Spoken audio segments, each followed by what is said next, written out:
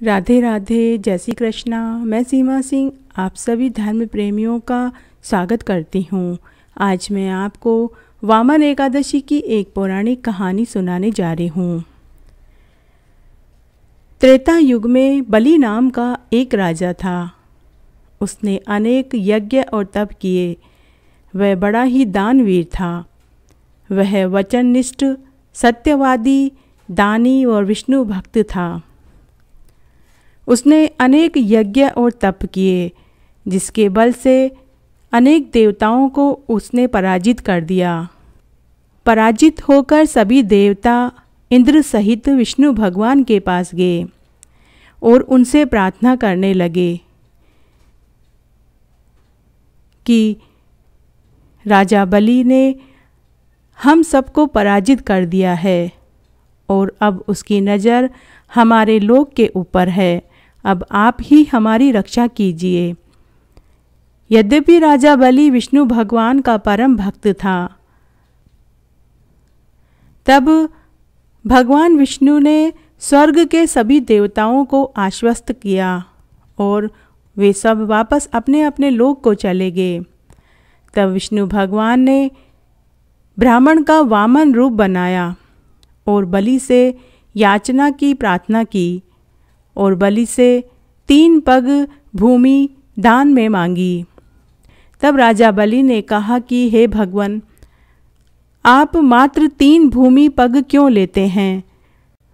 आप कहें तो मैं अपना राज्य आपको देने के लिए तैयार हूँ। परंतु विष्णु भगवान की माया को कौन जान पाया है?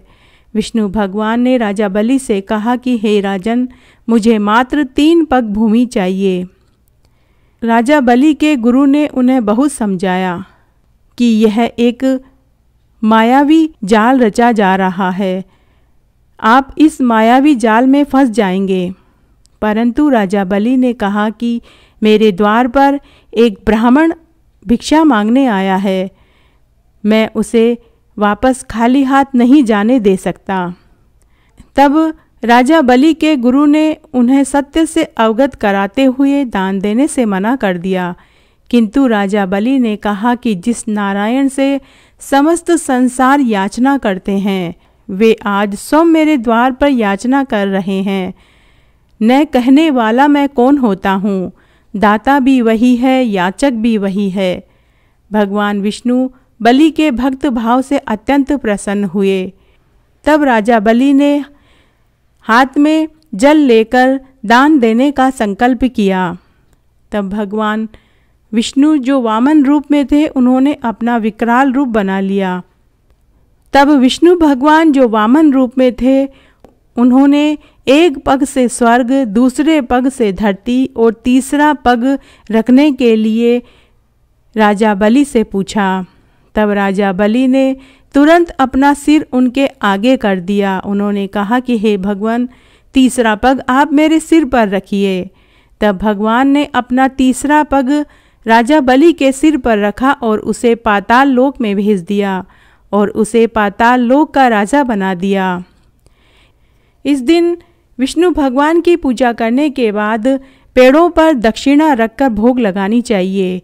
1 कटोरी चावल, 1 कटोरी चीनी और 1 शरबत की बोतल किसी ब्राह्मण को दान में देना चाहिए। साथ ही एक योग्य ब्राह्मण को 1 तुलसी माला, 1 गौमुखी, कमंडल, छाता, गीता, आसन, फल, खड़ाऊ और दक्षिणा देनी चाहिए। ऐसा करने से मनुष्य को स्वर्ग की प्राप्ति होती है। इस प्रकार ऐसा करने से मनुष्य के समस्त पाप नष्ट हो जाते हैं और उसे अनंत सुख की प्राप्ति होती है। इस तरह आज मैंने आपको वामन एकादशी की एक पौराणिक कहानी सुनाई। आशा करती हूँ आपको ये जरूर पसंद आएगी। मेरे साथ बने रहने के लिए आपका धन्यवाद। आगे की कथा कहानी के लिए भी आप मेरे साथ बने रहें। धन्यवाद।